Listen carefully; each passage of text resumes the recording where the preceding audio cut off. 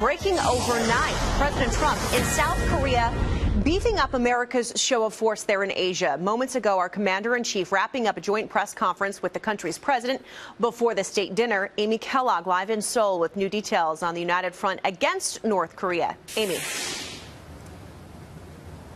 Yes, Jackie, a very united front. Yesterday in Japan, today in South Korea. This is a physically grueling trip for the president.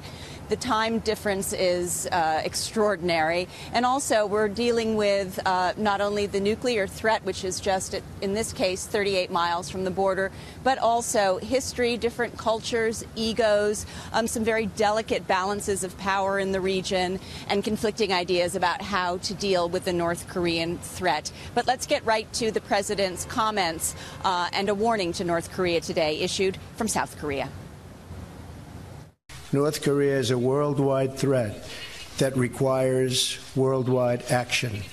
We call on every responsible nation, including China and Russia, to demand that the North Korean regime end its nuclear weapons and its missile programs and live in peace. As the South Korean people know so well, it's time to act with urgency and with great determination.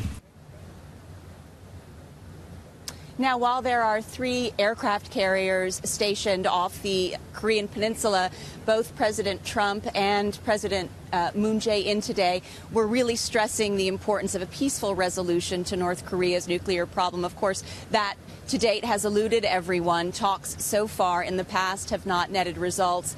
But the push for diplomacy was brought up again today. And when President Trump was asked about it here in Seoul, he said he didn't want to be drawn on whether or not he would consider direct talks with North Korea at this point. But he did feel that he was making some progress in terms of ways to push this diplomatic train ahead to try to get some sort of effect.